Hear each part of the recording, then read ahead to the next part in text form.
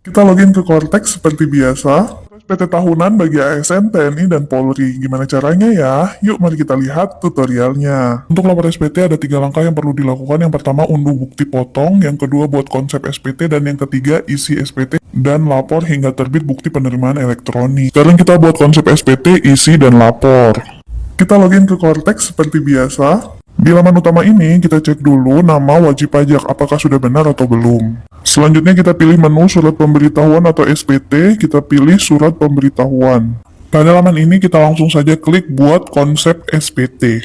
Tampilannya akan seperti ini. Pada jenis SPT yang akan dilaporkan, kita pilih PPH orang pribadi, lalu klik tombol lanjut. Langkah kedua ini kita pilih periode pelaporan SPT, jenis periode SPT tahunan, periode tahun pajak Januari sampai Desember 2025.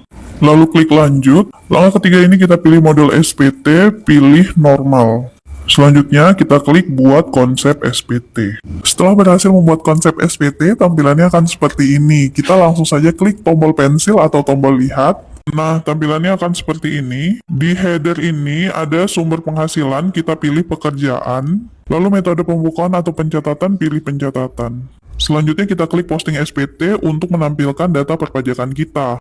Tutup header, lalu kita ke bagian A, identitas wajib pajak. Ini sudah terisi otomatis oleh sistem. Nomor 7 ini di skip saja, kecuali status wajib pajak suami istri adalah pisah harta atau memilih terpisah.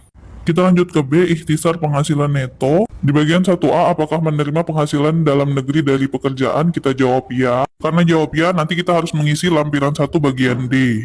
Selanjutnya 1B1, 1C, dan 1D jawabannya tidak. Diikuti saja, lalu kita menuju ke bagian C. Bagian C nomor 2, penghasilan neto akan terisi secara otomatis. Nomor 3 ini kita pilih tidak. Nomor 4 terisi secara otomatis, dan yang kita isi ini adalah nomor 5. Status PTKP kita lihat di BPA 2.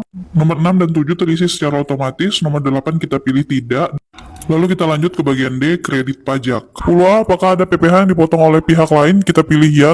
10B dan C kita skip. 10D kita pilih tidak. Kita langsung ke bagian E, PPh kurang atau lebih bayar, akan terisi secara otomatis. Lalu, bagian F atau pembetulan ini akan terisi jika status SPT tahunan kurang atau lebih bayar. Bagian G akan terisi jika status SPT tahunan wajib pajak lebih bayar dan mengajukan pengembalian. Lalu di bagian H, 13A, 13B, dan 13C kita pilih semuanya tidak. Untuk bagian I, 14A, harta yang dimiliki pada akhir tahun pajak kita isi dulu di lampiran 1 bagian A ya. 14B jika tidak ada hutang kita pilih tidak. 14C kita pilih tidak. Kalau suami istri digabung nanti kita harus pilih ya, sehingga nanti ada lampiran kedua yang perlu diisi. 14D kita pilih tidak. 14E dan F akan terisi otomatis. 14G kita pilih tidak, dan 14H akan terisi otomatis. Bagian J ini lampiran tambahan, ini semuanya tidak. Selanjutnya kita isi lampiran 1, kita scroll ke atas, lalu klik L1. Kita isi harta pada akhir tahun pajak. Jika ada kas, piutang, atau investasi atau sekuritas, bisa klik tambah. Atau ada harta bergerak yang baru dibeli tahun 2025, silakan diklik tambah. Ini harta bergerak tahun sebelumnya. Kalau masih dimiliki dan tidak ada perubahan, langsung di skip saja. Kita lanjut saja ke bagian D. Di sini kita klik tambah, tampilannya akan seperti ini. Isinya kita lihat di lembar BPA1 atau BPA2, lalu klik simpan. Jika sudah terinput, kita scroll ke atas dan pilih induk, lalu kita scroll ke bawah, lalu kita lihat di bagian K. Ini status SPT sudah nihil, kita centang pernyataan, lalu kita klik bayar dan lapor. Tampilan akan seperti ini, kita akan disuruh untuk tanda tangan dokumen menggunakan passphrase. Kalau tidak valid seperti ini, kita ulang input lagi, dan tampilannya akan seperti ini.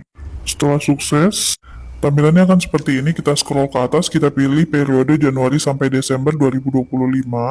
Scroll ke samping lalu pilih icon amplop agar kita bisa dikirimi tanda terima pelaporan SPT melalui email. Kita buka email, nanti tampilannya seperti ini. Nah, ini dia bukti penerimaan elektronik atau BPE. BPE ini hanya sebagai bukti kalau kita sudah melapor. Jika terjadi kesalahan pengisian, kita akan dihubungi lagi oleh Ditjen Pajak. Jadi, isi yang benar ya.